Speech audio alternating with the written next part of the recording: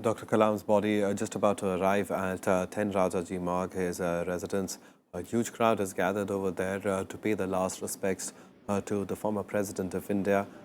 His body being brought in gun carriage all the way from Palam Airport to here. He, of course, passed away last evening suddenly in Shillong during a lecture at IIM Shillong.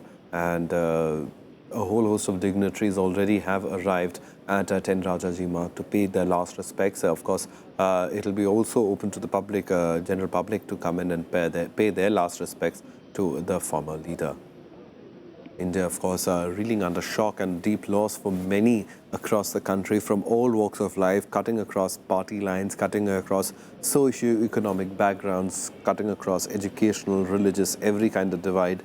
Dr. Kalam was somebody who epitomized what India is, that it doesn't matter what religion you come from, it doesn't matter what financial background you have, it doesn't matter what kind of a family you come from.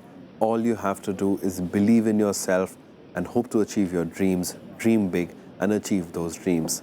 And as a Bharat Ratna, as a former President of India, Dr. Kalam certainly did so. There you can see Dr. Kalam's mortal remains coming back to his 10 Rajaji residence. Dr. Kalam had been fine, was in good health. He had there was no reports of any kind of ill health surrounding him. So this certainly is a shock to everybody. Earlier in the day, a guard of honor was given to Dr. Kalam at the Delhi airport itself, the Delhi's Palam airport, when his body came in. Leading, of course, was Commander-in-Chief and President of India, Pranab Mukherjee. Along with him was the Vice President, Mohammad Ansari. Prime Minister Narendra Modi was there as well. The three chiefs of the army three chiefs of staff also paid their last respects to the former presidents. Rahul Gandhi has tweeted out and said that his ability to connect with the youth was something that he admired. Dr. Kalam was guide, motivator, philosopher to the entire nation, is what Minister Venkaiah Naidu has said. So in terms of just the impact that Dr. Kalam has had is tremendous. A 7-day national mourning has been declared, but no holiday, of course. Government offices would be open. As now, there you can see the scenes at 10 Rajaji Marg.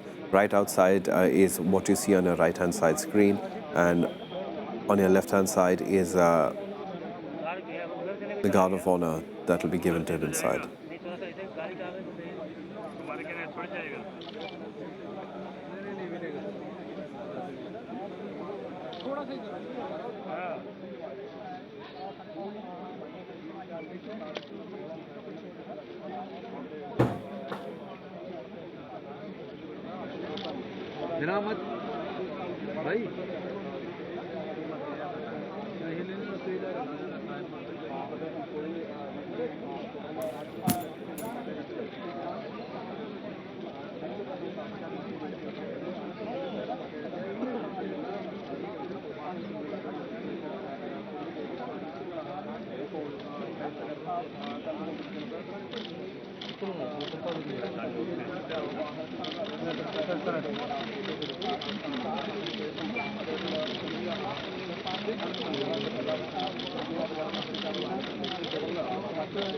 अरे उतर जा भाई, उतर जा, अरे उतर जा नीचे, उतर जा। पहले चिल्ला होते तो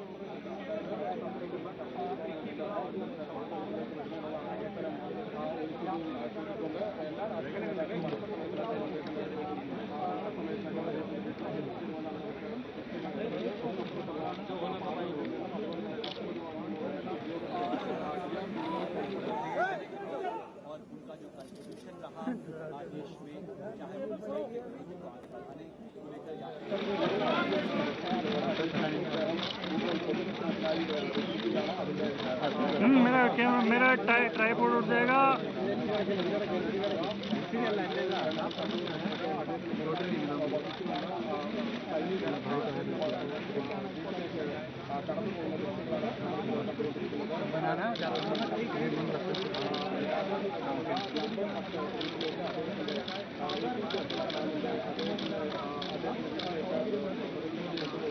चलो ढीला हो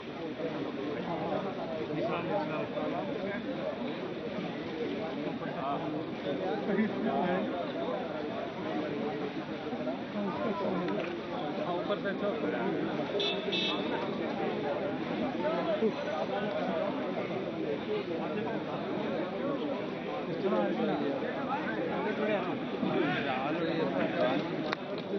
बनाना वो आ रहे हैं मिनिस्टर से आ रहे हैं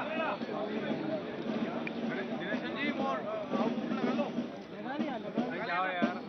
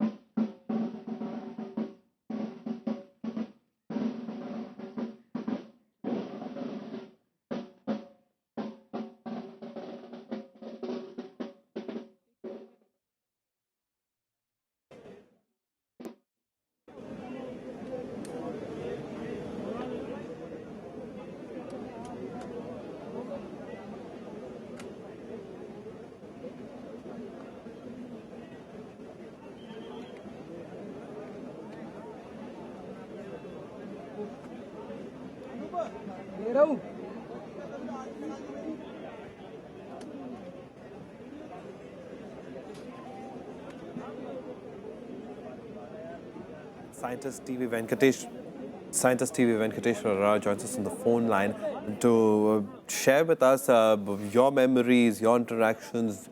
How would you remember Dr. Kalam? Because Mr. Rao, everybody in India seems to have their own memory, their own anecdote about the president. On your screens are live right now, though, are pictures that are coming in from 10 Rajaji Marg, where Dr. Kalam's body will be put over there for everybody to come and pay their last respects, from across political leaderships to across the scientific community to even the general public who would be allowed to come and pay their respects for 2 hours. Mr. Rao, coming back to you, sir, what would your most cherishable, memorable memory of Dr. Kalam be? Yeah. See, there are maybe two anecdotes I can share. One is when he was president-elect, that is meaning that his election is through, but he has not taken over as the presidentship. Protocol minister was appointed, and the minister called him and asked him, "Do you like to choose auspicious time to, take the oath ceremony?" Apparently, Kalam said that every time is auspicious time because time is nothing but Earth rotating around itself and going around the sun and sun going around the galaxy. That's just time. There is nothing. It's all astronomy and there is no astrology. I mean, he was deeply spiritual, but he was not, what you can call as, had no blind beliefs. That's a very, very strong message I think we need to learn in today's time. Spirituality is one thing, and to fall prey to blind beliefs is another. He was a living example for that. That's one. Second, in program interaction with the children, he asked the question, "Do you know who is the first scientist of the world?" One kid stood up and immediately answered that it's God.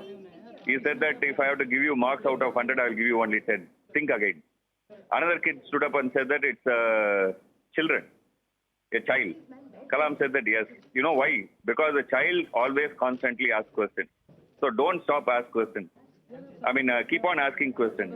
This kind of message that he left with our young people and youth is, I think, a very cherishable thing that we have seen in the last few years. Absolutely, he has. But Mr. Venkatesan, also talking about his journey, given the kind of background that Dr. Kalam had come from, given the fact that he was not from a very well-to-do family, that academically also he wasn't one of the best minds as far as his teachers were concerned. In that sense, he was always considered bright and intelligent. But if you want to succeed, if you want to achieve, if you want to dream big, using his words only, then you can certainly do so. And that is what isn't it the case, that he was a living example of you can achieve anything if you want to. Yeah, true. Actually, if you say he was from an underprivileged section, it's an understatement. Actually, it was a very, very poor family. He had to earn part of his family income by delivering a newspaper daily when he was in school. So it was not just that he was from a, not well-to-do. He was actually very poor. So it is really a, living story of what generally people would call as rag to riches. Of course, in this case, the riches is not, money, but it is riches in terms of, let's say, gratitude, riches in terms of love and affection that people have for him, and also knowledge. I think he is a living example that we can, we can be different. We can make change. We can be a point of change. And certainly that change he wanted to usher in, he had an entire roadmap for India planned out. He'd expressed that, he'd published that in India 2020 as well. So in terms of just not as a scientist, but he would look at problems from a completely different perspective, from that were not even related to his own field of expertise, but he certainly was an expert in asking questions, wasn't he? Yeah, that's true. Actually, if you look at his 2020 vision, it is not only about big technology, it is also about small technologies which will actually ameliorate, lots of problems in the country, mitigate suffering of quite large sections of people. So it is not only about, though he is known as Missile Man, the 2020 doesn't talk only about building missiles. It talks about running buses in small towns so that there is a good public transport system. Good education. So he is somebody who also put people first. Suffering of, removing the suffering of people first. That's something I think we all need to also learn. He was not, though he was a technologist and then you thought the technology should be used and could be used, he was not caught in the trap of, technology fetishism. He looked at people's problem and said that let's solve it. It's a human field of technology, despite the fact that the kind of technology that he produced, from ballistic missiles to even a rural tablet, the range just shows you what kind of an imagination that the Yeah, man look at, had. for example, the smart materials which are used for advanced satellites or rocket technology or missile, and then he wanted to use that somewhat similar material to build prosthetic legs. For people who are suffering, who had physical deformities. Lightweight but durable and efficient. That is the richness of the vision that I think we see in him. All right, let's also talk about Mr. Venkateshwaran, about the fact that he was a president who loved children, who would go, who would break protocol, would just, anytime he would see children, he would go interact, talk to them. And this is something that he did even post his presidency, and even before that as well. This is something that was really precious to him, to ignite the minds of the young, if I may call it that, wasn't it? True, true. Actually, if you recall the famous movie of Charlie Chaplin, Limelight. Okay, in Limelight, Charlie Chaplin acts as an actor, and one of the wish that he would have is that he should die on the stage while acting, while entertaining the public. It is tragic, but on the other hand, if you look at it from other side, Kalam was talking to youth, inspiring them, and that's where his death took place. With smile on his face, with what he wanted to do all his life, doing that. It is not a death that has happened in some remote bed in a hospital, suffering, but it's something that he has been able to achieve by not only his living, I would say that even in his death. In a sense that he has been able to reach to young people, including children. Absolutely, and he liked to keep himself busy. He was already, in terms of just the number of universities, he'd been awarded by at least 40 universities. He was, sorry, not awarded, he'd been given honorary doctorates from 40 universities. The government had given him the Padma Bhushan in 1981, the Padma Vibhushan in 1990. He was also given the Bharat Ratna in 1997. And across the world, also, Mr. Venkateshwaran, the impact is not just in India. The UN had declared his 79th birthday and recognized it as World Student Day. And Science Day, Switzerland called 26th May to commemorate President Kalam's visit to that country. BJP President Amit Shah on your screens right now, paying his homage to former President Abdul Kalam. But just talking about the global impact, the leadership that he brought. Today, we're sending satellites to Mars at a really low cost. And this is a kind of vision that has been shaped by the scientific community under the leadership of men like Dr. APJ Abdul Kalam, hasn't it, Mr. Venkateshwar? Yeah, actually, if you look at one of his earliest success, which sort of brought him to limelight beyond his workplace, is his involvement in SLV-3. SLV-3 was a 17-ton rocket which put about 35-kilogram spacecraft into low Earth orbit. For an equivalent rocket to be developed by Americans, it took them about 10 to 12 years. And they were able to put only about 20 kilogram into space. But an equivalent powerful rocket, Kalam built in the times of 1970s, when we were facing international embargoes. In that time, when no technology was available, you were not able to talk to anyone outside the country. He put a team here, and then he built it in just 7 years, and successfully put it in space, 35 kilogram. And for the first time, they also used fiber reinforced plastic, a light material, so that you can actually increase the payload. That's how the payload was increased. So it shows the acumen.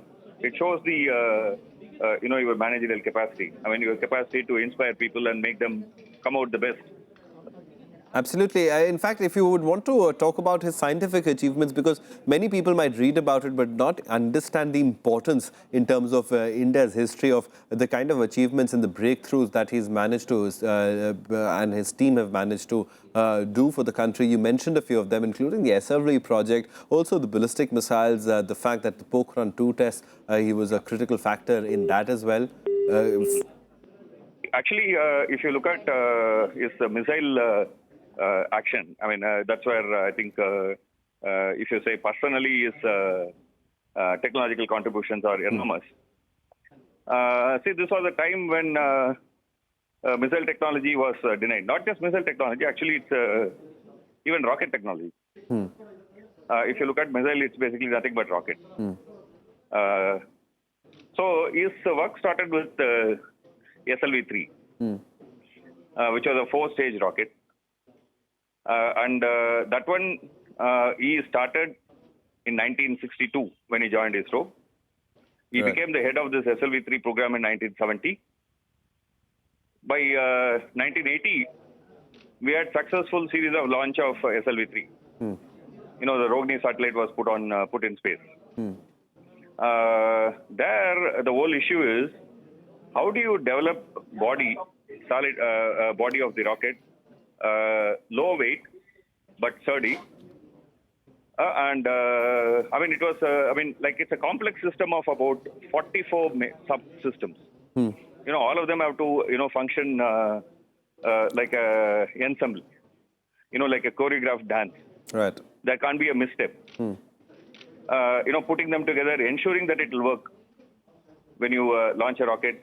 You know, you need to do quite a lot of simulation, test in ground condition, test them together. That enormous cycle he went through, and then he and his team were able to put them together. In fact, that is the experience that he brought to DRDO when he was put in charge of the integrated guided missile system. Absolutely. See, this guided missile system is a very important phrase. Because here it's not just a missile that you are, pressing a button and the missile is launched and then it will go and fall where you have pre-programmed. The guided is you are guiding while it is in mid-air. You know, I mean, if the, your target has moved, you can also move your missile. You know, I mean, those kinds of guidance you have to do while your missile is in air. Congress President Sonia Gandhi also arriving along with Vice President Rahul Gandhi of the Congress party over there at 10 Rajaji Marg to pay their condolences and their respects to Dr. Kalam.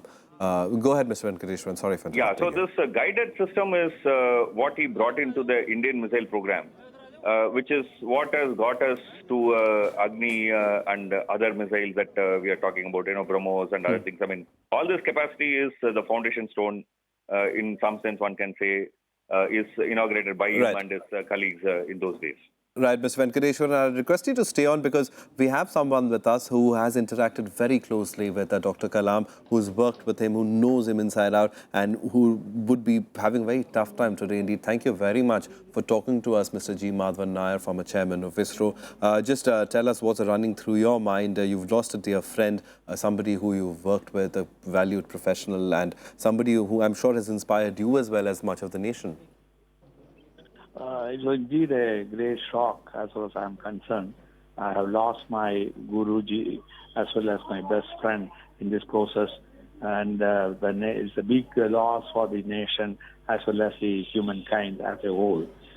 His human touch in every aspect of life, every aspect of his activity was the one which made such a success all over the world. Right from beginning, he had a knack of spotting the talent and putting them on the right track and guiding them to achieve the best possible results within the shortest possible time. He always cared for the individual feelings without hurting the individual feelings. He made sure that each one contributes to the best of his ability.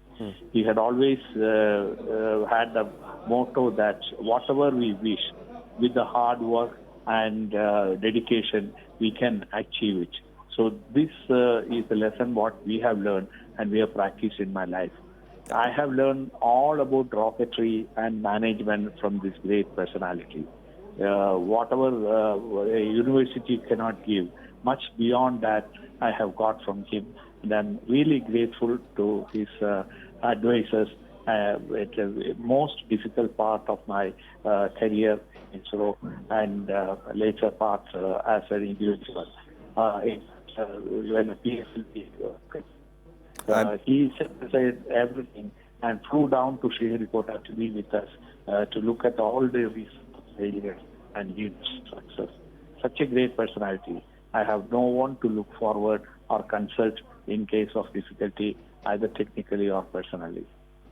Absolutely, the nation grieving with you over there, Mr. Nair. But if you would just recount to us any anecdote, any memory that would come to your mind of your interaction with him during your younger days, because you spoke about mentorship and the impact that he's had on young people across the country is what would really define him, and he would live on forever through what he said about dreams and achieving and hard work, as he told you as well, didn't he? Well, I think the first thing which I can remember is how he has pushed me into the higher levels of activity in ISRO as soon as I entered the organization itself. There were a few scientists with foreign qualifications and other things. And in that environment, he made sure that some small products, a demonstration of a telecommand system, was made in front of Dr. Sarabhai. And that has enabled me to take on a very big responsibility of developing a telecommand system for the SLV3 program against a tough competition from leading scientists at the time. So, he thought that I could do, and he enabled me to take on such a challenging job at an early age itself. And whenever such challenging opportunities are there, he had a habit of putting me in the front and rather guiding me from the rear. But the most interesting aspect is once we were in a school, there was an exhibition. There was a model of SLV3 and PSLV. Then he was interacting with the students, and he told them that, look here, the small rocket which you see there, SLV3, is made by me, referring to Dr. Kalam. Then he said, my Shishya, Madhavan Nair, has made that huge rocket, PSLV. So he has excelled, and he is better than me. So that such comments, do you think any scientist or any leader will make on a person of much lower stature? This is really touching, and even now I remember how he has enabled me to get into the orbit of space.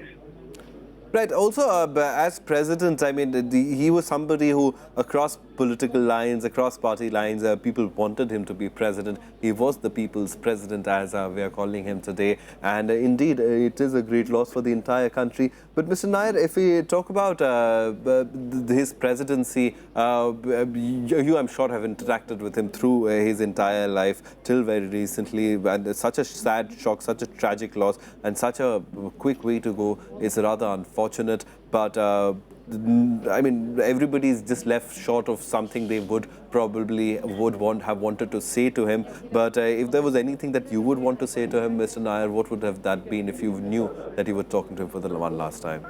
Well, I think he grew to such a level and stature that he was looking beyond individuals. His priority was the nation, and the development of national activity was the most important thing in front of him. He had the vision of 2020 by which India become a developed country by the year 2020, and he was enthusing the young generation and the student community to take on this challenge for the days to come. His contribution to motivating the youngsters to take on the challenges of the nation is the greatest contribution, I will say, that he always lived for the children and enabling them to achieve great heights in their life and career.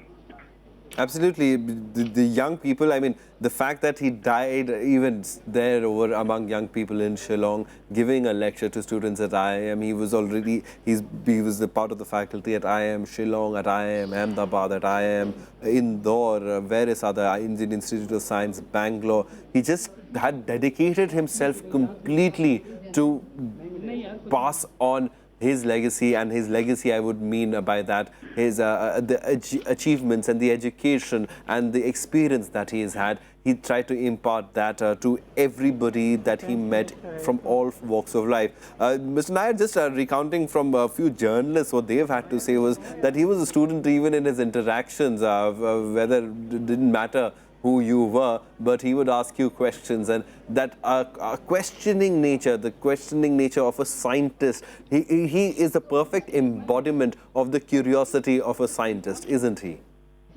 Well, I think I will say the curiosity of a child. That was what made him great. For anything and everything new, he used to ask the questions, try to understand, and how it happens and why it happens, and how it can be turned to a beneficial thing for the future. So that is a true scientific temper. And Former Prime perhaps Minister that Dr. Manmohan Singh on your screens right now paying his last respects to Dr. Kalam. Sorry, Mr. Nair, go on. Well, I think it was a great personality. He always used to say that everyone has his own capability. It may be high, it may be low, it's immaterial. But your success will come in tapping their energy and focusing the energy to achieve a desired goal. He was like the Arjuna looking at the bird's eye. He always had the vision and the focus on the final goal to be achieved. That's how he has made the Agni, the Pokhran, and later, as a president, given the vision to the country, and so on.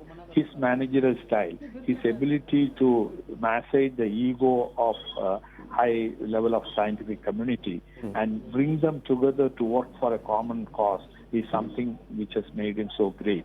In fact, I had the opportunity to contribute to the telemedicine, tele-education, and the village resource center to fulfill part of his dream, to enable the rural people to have better healthcare, better education, and the services which can be provided through the network and so on. Years back, now we are talking about networking in the entire country, but he has pushed me to make it happen in about 6 or 7 years back. Right, indeed, Mr. Madhav Nair, we would leave it over there, but thank you very much for coming in and sharing your experiences with Dr. Kalam. Indeed, a sad day for the entire nation, and thank you very much for recounting those interesting experiences, and our condolences, and we're very sad for your loss as well, because you lost a really close friend. Congress President Sonia Gandhi over there paying her respects to Dr. Kalam's as he leaves there in his final. I share my grief with the entire nation and really pay homages to the great personality who has left us. Right. Thank you very much, Mr. G. Madhav Nair, for coming in and talking to us.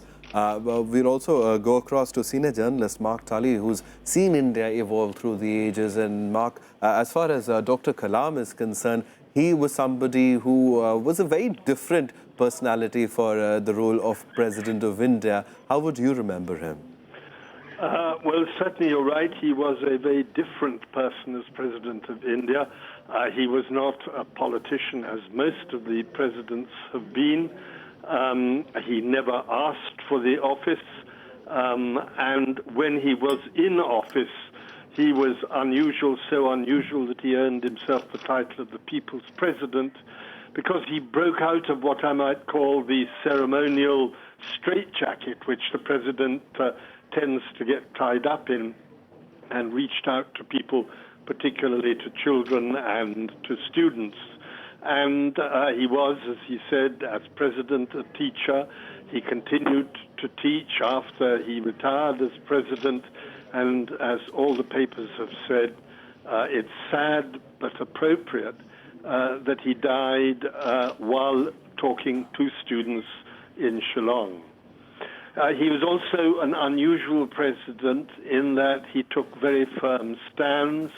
He rejected the act about the offices of profit for parliamentarians. He threatened to resign when he was asked, when he was in Moscow, to sign the takeover of the government of Bihar.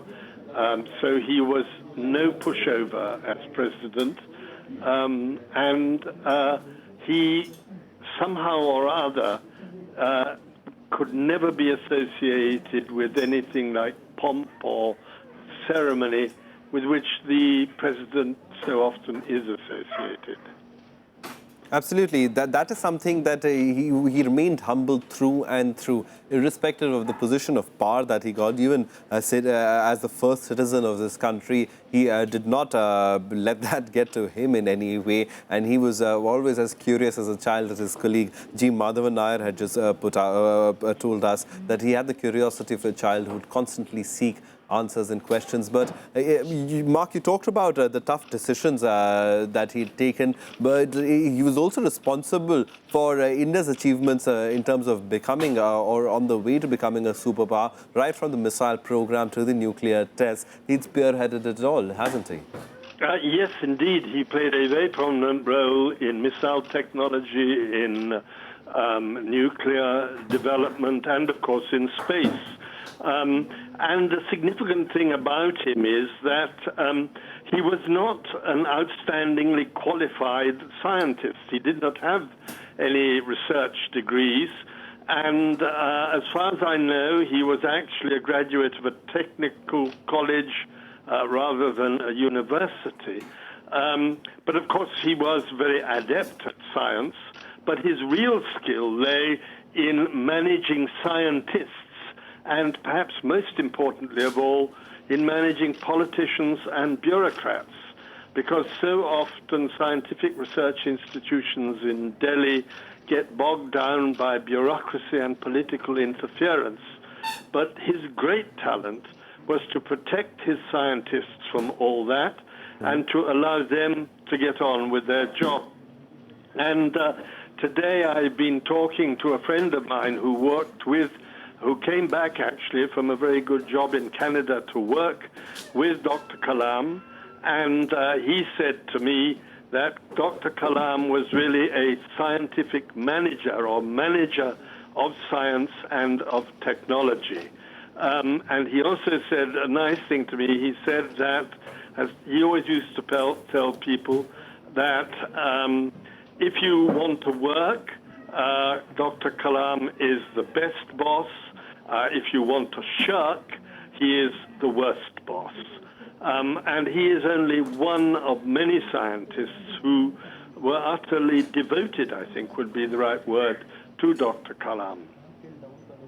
Absolutely. In fact, that is what Mr. G. Madhavan Nair was also saying right now. But Mr. Tully, if we just talk about India through the ages and the kind of, because the successor to Dr. Kalam was, of course, Mrs. Pratibha Patil. So in terms of the president's office right now is, of course, President Pranab Mukherjee. But in comparison to the other presidents, and you've seen them through the ages, how would you rate Dr. Kalam, if I may say so? Well, I think he's different. I wouldn't say anything against other presidents of India, but I think what you have to say about him is that he was different. He did, as I say, manage to reach out to people. He set out to reach out to people in a way that I don't think any other president has really done, certainly not one that I can remember. They've seen their office perhaps in a slightly different way. And I do think that not being a politician was something which enabled him to bring that fresh and new attitude and air, you might say, about the presidency. He also came in at a very critical time. India was changing at that point of time. It was the post-globalized world that India was experiencing. And in terms of just inspiration, in terms of just keeping the country grounded together and moving forward, I mean, the target audience for him always were young people. And that, I think, perhaps could best define him as a person who sought to change India by seeking to change the way the youth thought, what it hoped to achieve and what it could achieve. And perhaps today we're sitting over here, many of us thinking that, yes, we can achieve so much, or that the fact that India's transformed itself over the past couple of decades very significantly because of men like him, hasn't it? Yes. He was a man, although, as I said, he didn't have a research degree, he was very much a man of science. He was dedicated to science. He was dedicated to bringing India into the modern world, to making India a successful modern nation in all aspects, but particularly in aspects of science and technology. And you've seen the great success that India has had in the areas in which he was involved. Absolutely. I'll just interrupt you there, Mr. Tari, because we have former senior BJP leader L.K. Advani coming and paying tribute over there.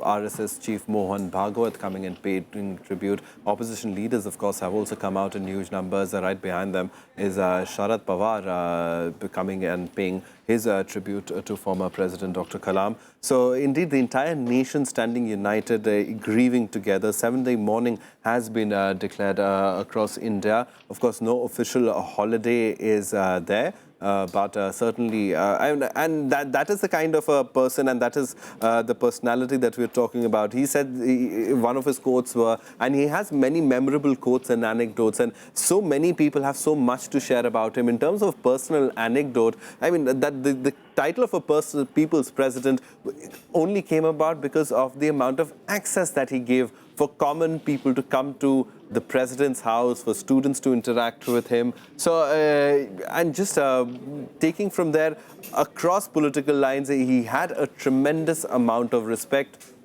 And Lok Sabha Speaker Sumitra Mahajan also coming and paying her tribute to the former president. But just talking about his political journey as well. I mean, it wasn't that political. He was a reluctant politician. He was, in fact, a reluctant president also from many accounts. But as far as his presidency is concerned, you've already spoken about the tough stand that he took, that he was no pushover. But in terms of just taking us through any other instances or any other anecdotes that other people have conveyed to you, because you've been, of course, a chronicler for India for a very long time. So, Mr. Tali, if you have any anecdotes that any other people have shared with you about Dr. Kalam, we would love to hear them.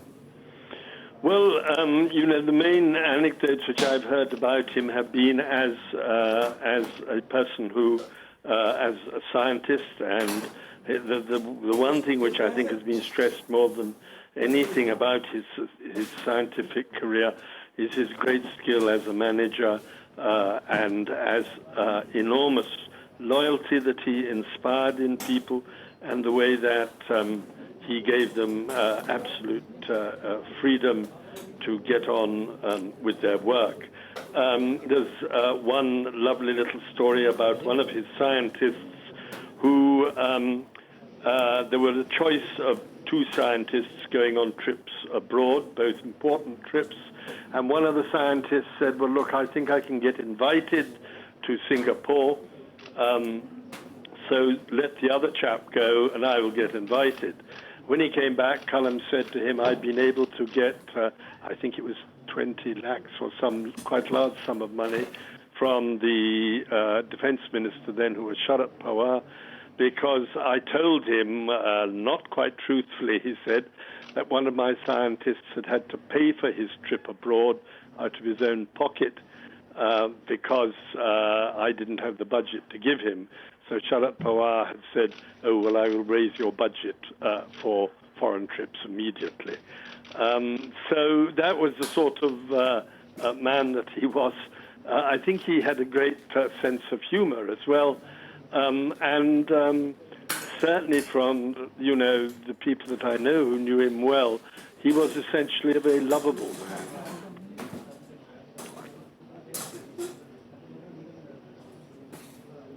We seem to have lost that audio link with veteran journalist Mark Tully there.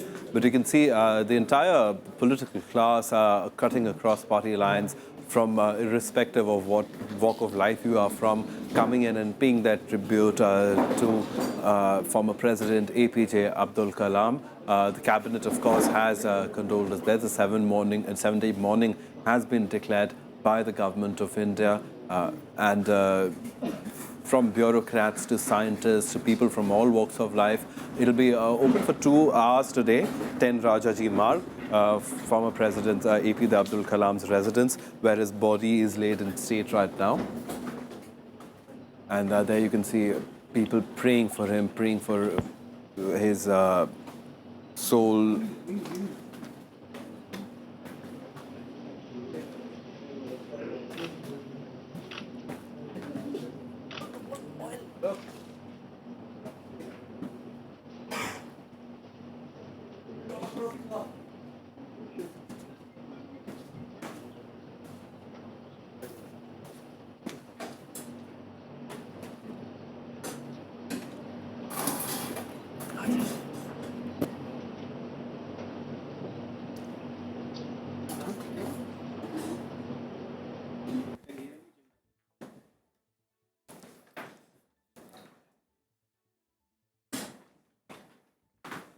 Live pictures coming in from 10 Rajaji Marg, where former President APJ Abdul Kalam's body is laid in rest over there.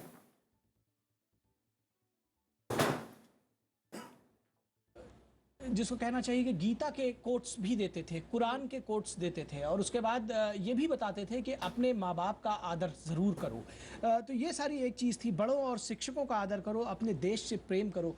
इस तरह की चीज़ें कई बार देखने में आता है।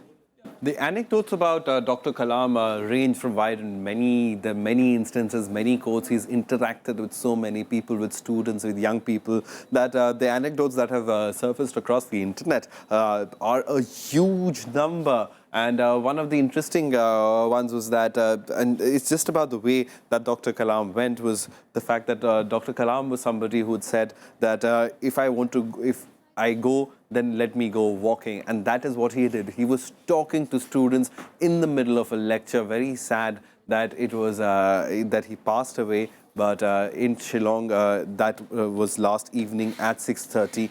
He collapsed over there, suffered a massive cardiac arrest. External Affairs Minister Sushma Swaraj also paying her last respects to former President APJ Abdul Kalam. And I was just recounting the sequence of events that have happened since last evening. 6:30 at IIM Shillong was when the former president suffered that massive cardiac arrest. By the time he was taken to hospital, it was already too late. He'd already passed away. This morning he was brought in, his body was brought.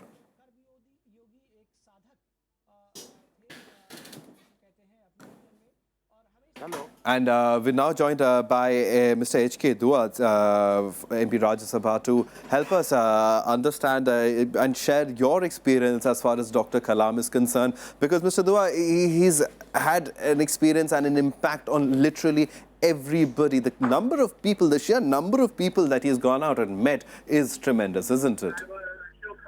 Certainly.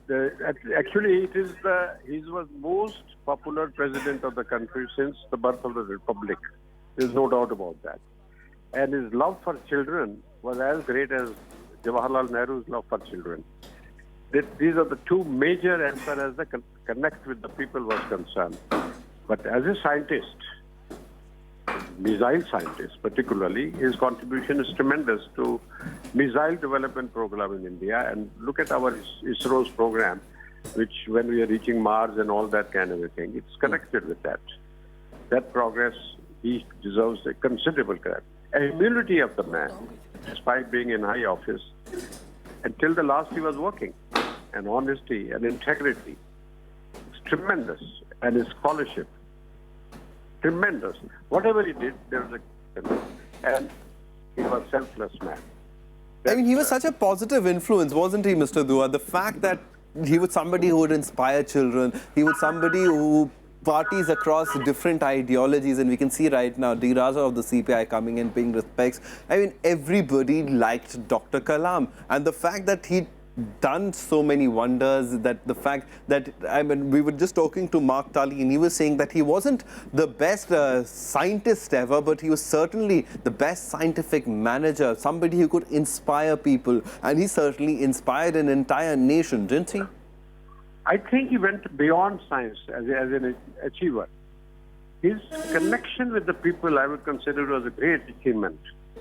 There would have been other scientists also who will develop the missile program. But he certainly was, because of his gentle nature and integrity and character, and the way he became a popular figure among the scientific community. Whosoever he dealt came back impressed with me after meeting him, no doubt about it.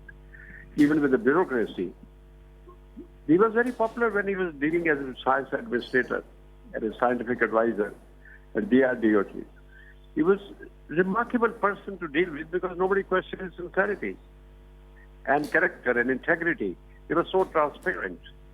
Now, no wonder wherever he went, people lined up for him. People applauded him.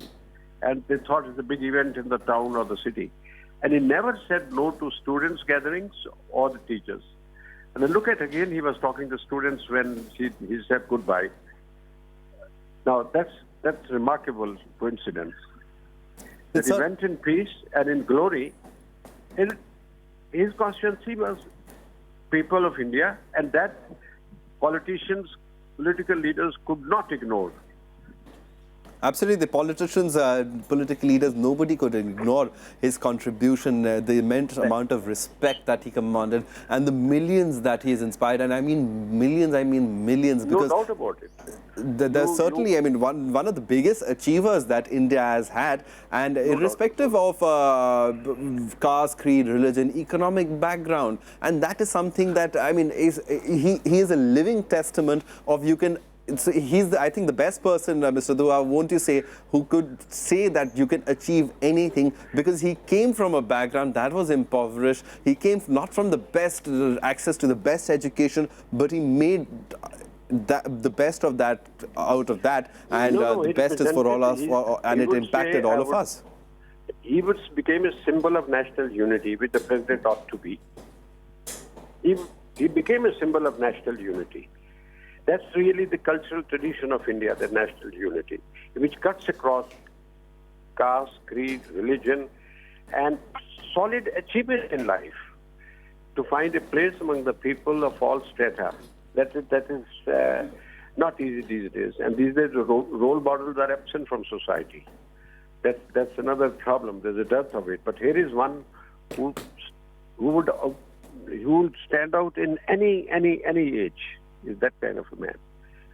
He would stand out. And humility, despite his high achievement, even if his missiles designed by him or encouraged by him are soaring deep into the sky above, but despite that, the man was so humble and down to earth, could sit with the children and have a meal with them anywhere in the park. That kind of man. And inspire them to dream high and follow the dream. How many people can you cite these days in Indian public life that who can be the role model with so much of respect and following? I haven't come across for the last many years of Indian journalism where I've seen the decline of the role models, but not somebody going up and up and up always, whether in office or outside. He was not in office when he died, and yet look the people the way they are flocking. He endeared himself to the people. Absolutely, he did, Mr. Dua. I would like to thank you very much for coming in and sharing your experiences in your and what you thought about this entire moment. A nation today, we grieve together. Millions across the country are very, very sad. The shocking news that our former president, APJ Abdul Kalam, the people's president, can feel proud of what he did in life. Yes, certainly. The nation is indeed proud of him. So while we remember him, we remember his achievements, his words, and the glory that he brought to the nation. I'll hand over now to my colleague Kavindra Sachan, who will be taking us through for the next couple of hours in Hindi.